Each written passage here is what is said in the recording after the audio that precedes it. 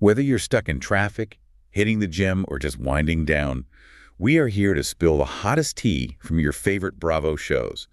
From the wildest reunions to the quietest social media unfollows, we cover it all. So welcome back to Reality TV Podcast and Clips. Subscribe if you haven't yet. Let's get into it on 3, 2, 1. We have a massive stack to get through today. And what really strikes me about this particular news cycle is the gradient of the stories. Yeah, it really runs the gamut. It does. We start with that typical chaotic bad behavior we have all come to expect, but then we slide into these themes of broken trust, and eventually we land on some incredibly serious medical realities. It is the full spectrum, for sure. And I think we need to start at the shallow end of the pool, or actually the cornhole court, to be specific. Right, the summer house news. Exactly. We need to talk about the narrative that just will not die, which is Kyle Cooke and the bar rumors. Just when you think the whole Kyle is drunk and cheating storyline is completely exhausted, we get a brand new allegation surfacing. And context is everything here, because this alleged incident didn't happen at a nightclub or a big Bravo event. It took place in Ramsey, Minnesota. Which is such a random location. Completely. It was a celebrity cornhole tournament. That sounds like a fever dream. Just a celebrity cornhole tournament in Minnesota. But the details we are getting are very specific. The allegation is that Kyle was at a local bar there. Yeah. And he wasn't just having a casual beer. Witnesses described him as completely hammered. Yeah, and it wasn't just him stumbling around. They claim he was actively making out with a fan. Now, normally with this kind of thing, I would say pics or it didn't happen, but the witnesses here are not just random people on the internet. Right. The proximity to other public figures gives this a lot of weight. The reports place Olympic swimmer Ryan Lochte and the actor Scott Porter. Oh, from Ginny in Georgia. Exactly. They were reportedly right next to him because they were all part of this tournament circuit. Just imagine that seating chart. You have an Olympian, a wholesome TV actor, and then Kyle Cooke allegedly just spiraling. But here's the part that I find the most fascinating, and I really want your take on this. A source who worked near that bar claimed they chatted with Kyle the very next day at the exact same spot. And he was completely different. Literally a Jekyll and Hyde switch. They said when he was sober, he was charming, normal, just a totally nice guy. Which perfectly fits the psychological profile we have watched on TV for years, doesn't it? Yeah. It is the central tension of his entire marriage to Amanda Petula. Yeah, the apology tour. Right. It's not necessarily that he's a terrible person 24/7, but there is this destructiveness that activates the second alcohol is involved. Yeah. It really raises a question about self-sabotage for him. Because he knows what happens. Exactly.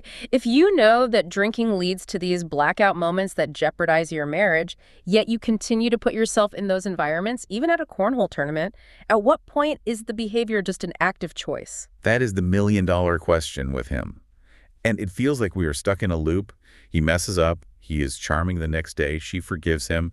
And we just repeat the cycle. It's exhausting to watch, honestly. It is. But speaking of loops breaking, let's pivot over to Vanderpump Rules and the Valley. The friendship between Sheena Shea and Lala Kent seems to have finally just completely snapped. This does not look like a normal "we need some space" break. Sheena's language has been incredibly final. She literally declared that the year of the snake has been shed. You're the snake. I mean, that is a loaded phrase. Scary. It implies she feels she was being charmed or completely deceived the entire time by Lala. And the core of this fracture seems to be about accountability regarding those Brock Davies affair rumors. Yeah. We are finally getting a much clearer timeline of how that went down. Right, because allegedly Sheena confided in Lala about the affair rumors in private. And almost immediately, Lala took that information and told Jenna Willis. But look at the timing of that betrayal, because that is the crucial factor here. Reports are saying Lala did this right before Sheena was about to leave for her book tour. That is just mean. It is so calculated. It's highly strategic, or at the very least, incredibly negligent. A book tour is a moment of extreme high vulnerability. You are facing the public, you're up on stage, you're anxious. You need your support system. Exactly.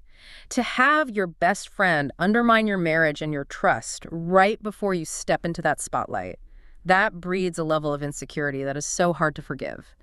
It explains why Sheena feels this is not something a simple "I'm sorry" can patch up. And Sheena seems to be protecting her peace very aggressively right now. She was talking about her decision not to film for the Valley, and she brought up this conversation she had with the executive producer of the show, Jeremiah Smith. This was at BravoCon, right? Yeah, at BravoCon. Yeah. He asked her, looking back, if she made the right choice by not joining the cast.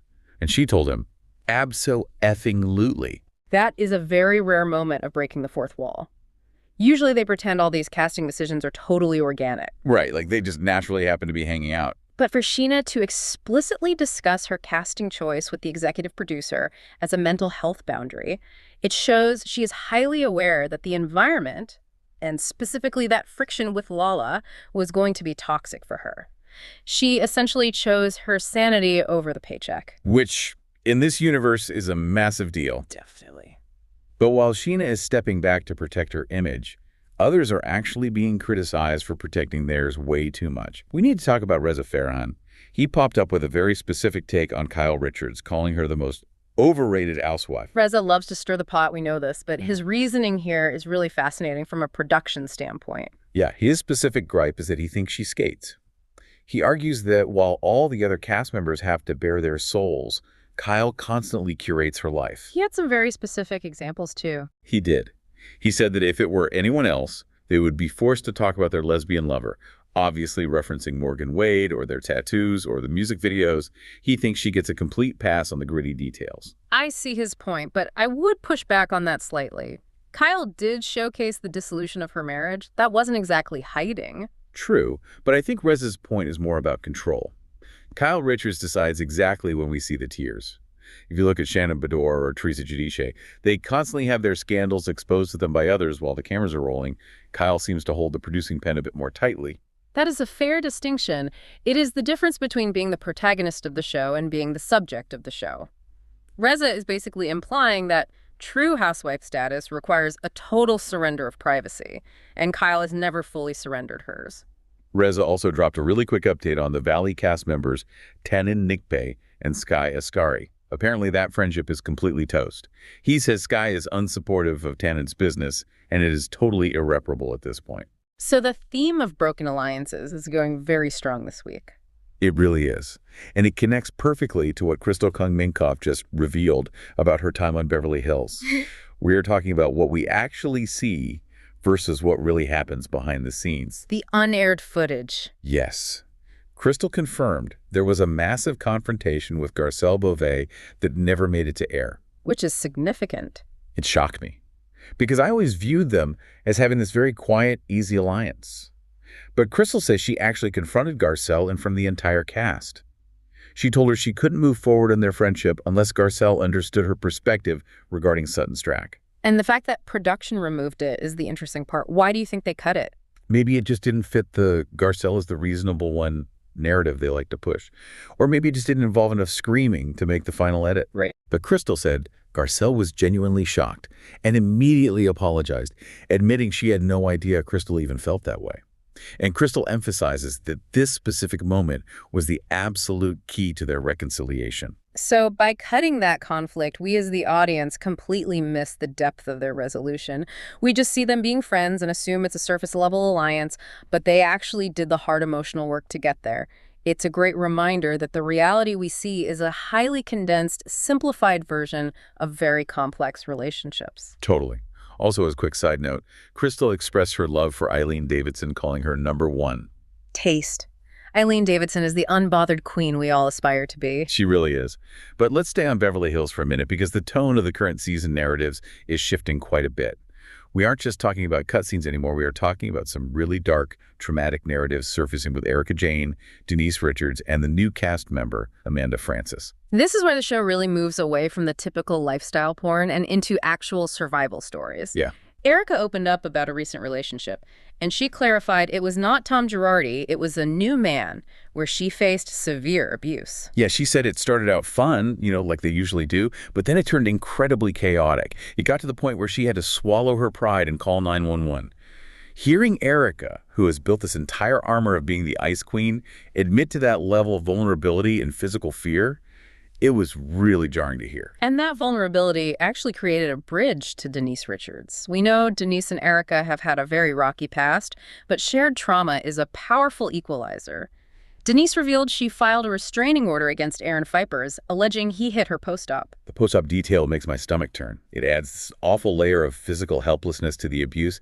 It is wild to think about these women sitting at these glamorous dinners in full hair and makeup, while quietly dealing with police reports and restraining orders at home. It reframes everything you see on the screen.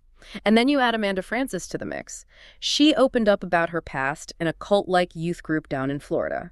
She described how they actively tried to isolate her from her family. Isolation is always the very first step in control. Absolutely. Whether it is a cult or a coercive husband like we might be seeing with Denise's situation, or a high-control legal situation like Erica's past, the unifying theme is women fighting to regain their autonomy. It is actually a very heavy season theme when you strip away the diamonds and the fashion. It is. And speaking of fighting battles that aren't always visible to the public, we need to slow down and talk about the serious health crises some of these women are facing right now.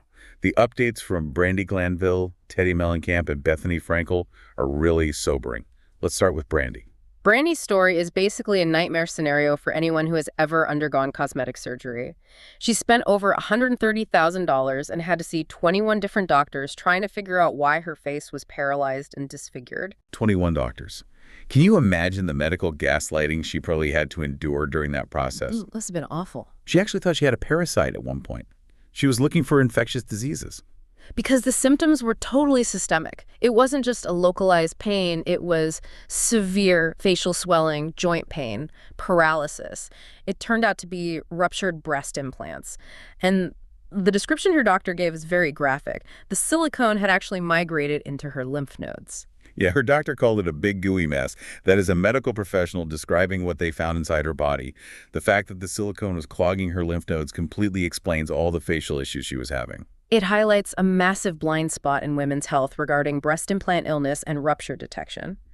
Brandi said her standard mammograms looked completely fine. It wasn't until a specific sonogram was done that they finally saw the catastrophe.